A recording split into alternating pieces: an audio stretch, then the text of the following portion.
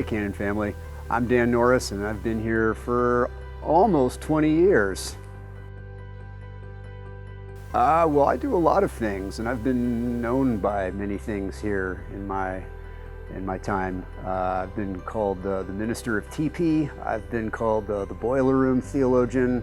I have many names, but I work in facilities maintenance and I just kind of help out around here. Some days I'm helping with keeping the toilet paper on the roll, and other times I'm fixing things, changing light bulbs, whatever needs to be done. Sometimes I'm driving buses. So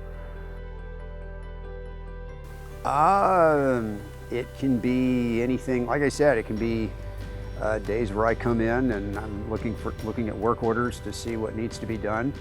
I may come in and someone in preschool would be like, Dan, we're out of paper towels, or Dan, somebody did something, and I won't get into what that something is, but it needs to be cleaned up. So glamorous things. Other times it'd be repairing things, like maybe there's a hole in the wall that a kid punched and I need to patch it. Maybe something needs repainting. I'm repainting Anthony's office soon, so that should be fun. Whatever needs to be done, basically. I am really into music. That's kind of my passion. I like playing drums. I also like records a whole lot, and that's just one of the things I'm really passionate about, always have. I like to play, I sometimes like to sing. I love that.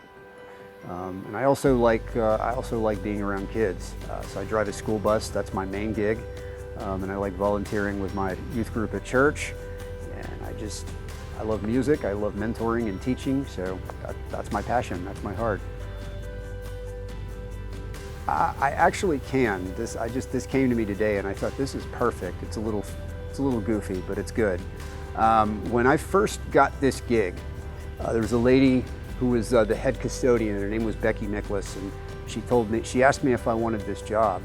And she told me it was only going to be weekends, and it was 2 to 11, and it was great because it paid higher than minimum wage, which in 2002 that was a big deal then. It's a really big deal now. But I'm like, oh, that's great. But there was a problem. Me and my friends we were supposed to go see Poison that weekend. We got free tickets to see Poison, and Poison wasn't exactly cool in 2002, but they were kind of this cheesy 80s band that just wouldn't go away. And I remember asking Becky, I'm like, oh, we're supposed to see Poison this weekend. Can I go and then start maybe the following day? And she's like, no. You got to start work on Saturday. And I'm like, oh, okay. And I went ahead and told my friends I'm not going to get to see Poison. So, 20 years later, here I am. The cool kid in me would have probably bailed and went to see Poison with my friends and looked for another gig, but every rose has its thorn, as they say. So,